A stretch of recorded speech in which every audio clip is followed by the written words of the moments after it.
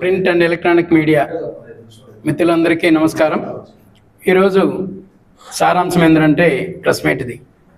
నిన్న జరిగిన సిఐఐ ఎంత విజయవంతంగా జరిగిందంటే మేము ఊహించని రేంజ్లో జరిగింది. ఈరోజు దాదాపు 613 అంతర్జాతీయ జాతీయ కంపెనీలు అలాగే లోకల్ కంపెనీలుతో 13,26,000 దాదాపు 13,26,000 కోట్ల పెట్టుబడితో 16,000 మందికి ఉద్యోగాలు కల్పించే దిశగా ఈరోజు నారా చంద్రబాబు నాయుడు గారు అలాగే నారా లోకేష్ గారు ప్రామిస్ చేసిందేమో 20 లక్షల ఉద్యోగాలకే. మేము ఈ 5 ఏళ్లలో మీకు ఈ ఆర్టిఫిషియల్ ఇంటెలిజెంట్ హబ్, ఈ డేటా రెండు కలిపితే కూడా మనకు ఈ రోజుటికే మీకు 20 లక్షలు జరిగిపోయింది ఉద్యోగాలు. కాకపోతే దీన్ని మెటీరియలైజ్ కావాలా, మెటీరియలైజ్ కూడా వితిన్ 3 years కూడా ఇవన్నీ జరిగేట్టుగా చూసుకోండి, కంప్లీట్ అయ్యి ఉద్యోగాలు ఇచ్చే విధంగా కూడా చూసుకోవడం జరుగుతుంది. ప్రజలు కూడా దీన్ని గుర్తించాలా, ఎవరు యాక్టివ్గా పనిచేస్తున్నారు. అహర్నిశలు ఆస్ట్రేలియాగా పరిగెత్తిన లోకేష్ గారు, అలాగే ఇంగ్లాండ్ అమెరికాలో పర్యటించిన చంద్రబాబు నాయుడు గారు అందరూ కూడా వాళ్ళని పెట్టుబడిదారులను ఆహ్వానించడం వల్ల అందరూ కూడా ఒక్క చంద్రబాబు నాయుడు మీద నమ్మకంతోనే ఈ రాష్ట్రానికి ఈ పెట్టుబడులన్నీ వచ్చాయి. ఇది మనందరం గుర్తించాల్సిన విషయం. గత 5 ఏళ్ళలో మొన్న సాక్షిలో రాస్తారు ఏమనంటే, మేము చెప్పిన కంపెనీలు, మేము రాసుకున్న కంపెనీలు ఇప్పుడు తెస్తారని. మీరు రాసుకున్న కంపెనీలు మీరు పెట్టే కండిషన్స్ తట్టుకోలేక మాకు అంత షేర్ ఇవ్వాలా, ఇంత షేర్ ఇవ్వాలంటే అందరూ పారిపోవడం జరిగింది రాష్ట్రాన్ని వదిలిపెట్టి.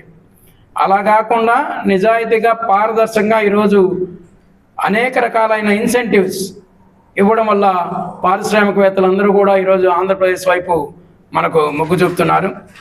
ఎంపీ గారు ఇప్పటికే అన్నీ చెప్పారు. కాకపోతే నాయుడుపేటలో మనకు ఎలక్ట్రానిక్ పరికరాలకు సంబంధించిన ఒక పెద్ద ఫ్యాక్టరీ వస్తాం. మన ప్రాంతంలో మనకు చాలా ఉద్యోగాలు కూడా అందువల్ల వచ్చే అవకాశాలు ఉంటాయి.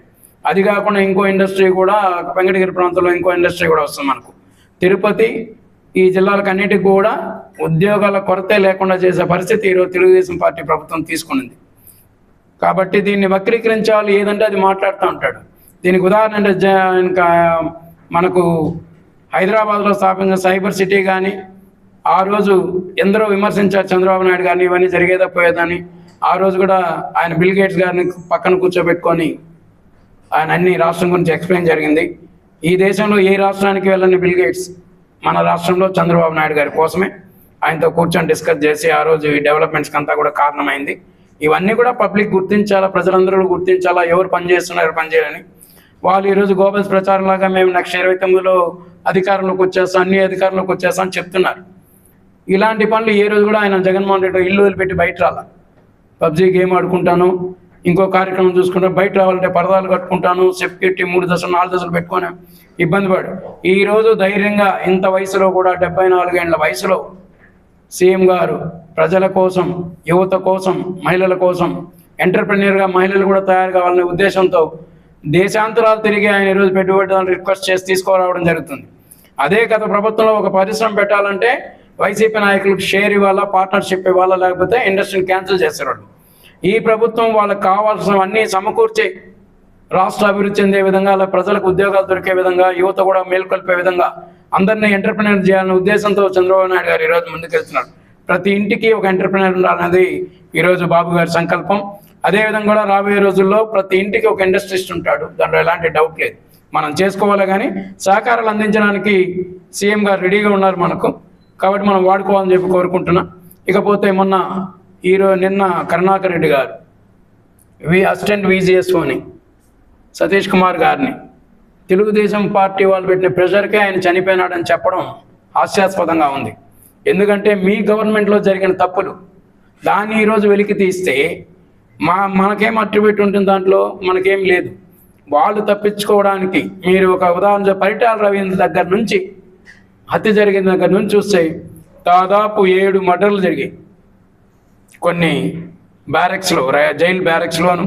అలాగే ఇంకోటి ఈరోజు మీరు పరకామణి కుంభకోణం బయట తీస్తే మొదటి మర్డర్ స్టార్ట్ అయింది. మీరు ఎవరెవరు ఉన్నారో చెప్తానంటే మీరు మొదటి మర్డర్ స్టార్ట్ అయింది. ఈరోజు దీని మీద చాలా డీప్గా కూడా ఎంక్వైరీ చేసి ఈ దోషులందరినీ కఠినంగా శిక్షించాలని, ఎవరు చేయించినారో మూలం ఎవరో అందరిని కనిపెట్టాలని, వాళ్ళని కఠినంగా శిక్షించి జైలుకి పంపించాలని కోరుకుంటున్నాం. ఇది పార్టీ డిమాండ్ మాది. కాబట్టి శిక్ష అంటే కఠినంగా శిక్షించబడాలా, దోషులు ఎవరు కూడా తప్పించుకోకూడదు అన్నది మా సిద్ధాంతం. Thank you. జై హింద్. జై చంద్రబాబు నాయుడు. జై నారా లోకేష్.